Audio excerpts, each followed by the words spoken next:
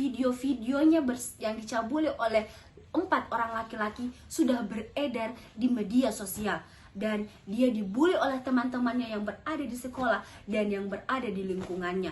Sehingga dengan hal itu membuat Ratih Persson sudah tidak tahan lagi dan memutuskan untuk Assalamualaikum warahmatullahi wabarakatuh. Hai semuanya, perkenalkan saya Wiranti Marwan. Pada hari ini saya akan menceritakan tentang sebuah kasus yang menyebabkan kematian, yakni kasus bully.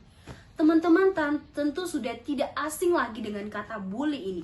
Kata bully sering kali kita dengar, sering terjadi di negara kita tercinta Indonesia.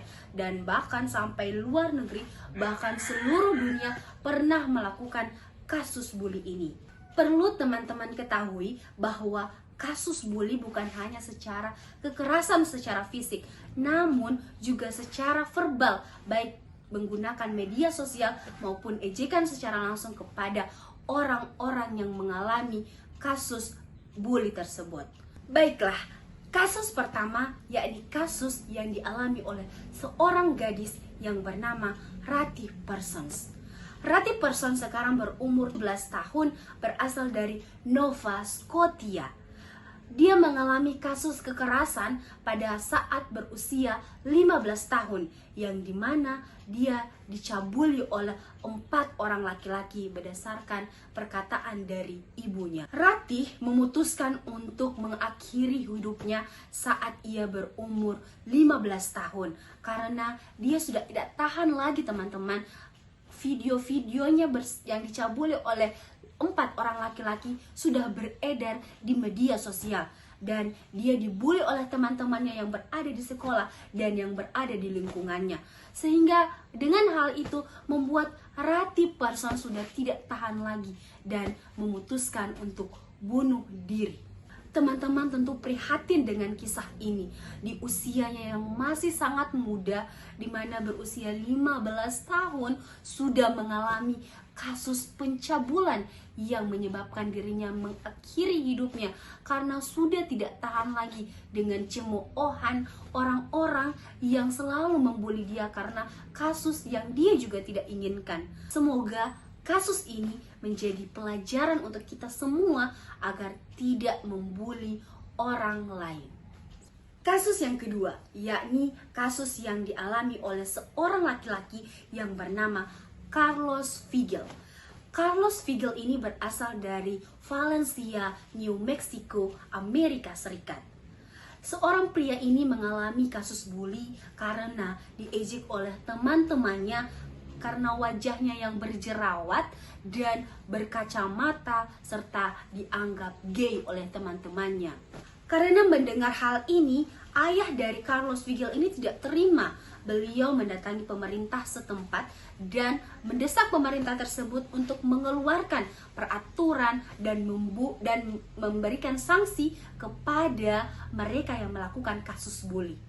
Pada tanggal 13 Juli 2013, Carlos Figel sudah tidak tahan lagi dengan intimidasi yang dia alami. Oleh karenanya, dia menulis sebuah surat pada akun Twitternya.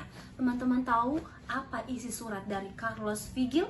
Dia menyatakan dalam surat tersebut, "Aku meminta maaf karena aku adalah orang yang tidak pernah memperoleh keadilan di dunia ini. Oleh karena itu, sudah waktunya aku untuk meninggalkan dunia ini."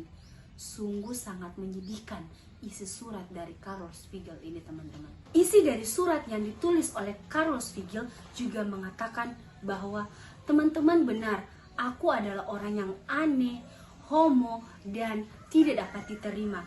Oleh karena itu aku minta maaf karena tidak mampu membuat seseorang bangga. Dan sekarang aku sudah bebas.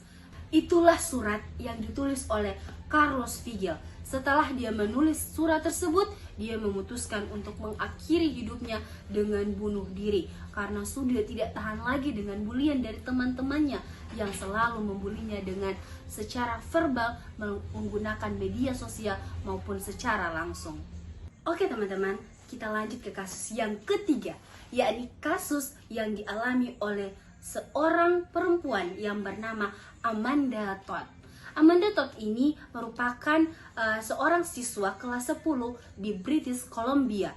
Kasus kematian dari Amanda Todd ini merupakan kasus yang menggemparkan Kanada. Amanda Todd memutuskan untuk mengakhiri hidupnya setelah 3 tahun videonya beredar, yakni video yang saat dia memperlihatkan dadanya atau video toplesnya beredar di akun media sosialnya. Dan Amanda Todd mendapatkan teror karena video-videonya yang sudah beredar di media sosial. Teror tersebut menyebabkan Amanda Todd depresi dan memutuskan untuk bunuh diri.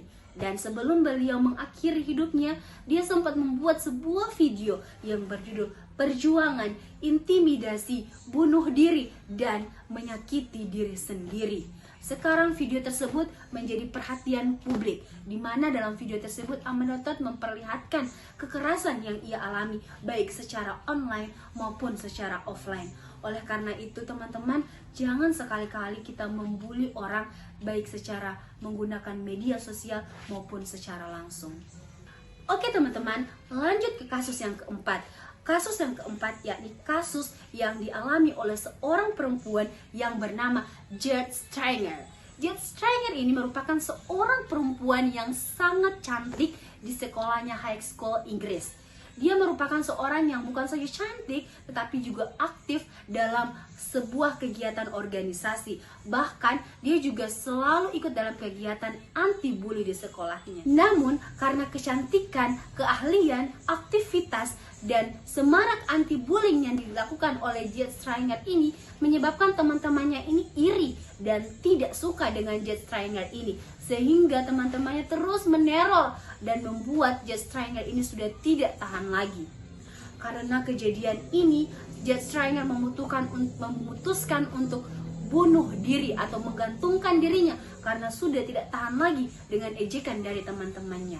Oleh karena itu teman-teman, jangan sekali-kali kita membuli orang lain cuman karena kecantikan, bahkan prestasi dan keahlian yang dia miliki. Namun, kita harus membuktikan kepada orang lain bahwa kita bisa lebih dari dia, bahkan lebih berprestasi lagi, dan tidak harus dengan membuli.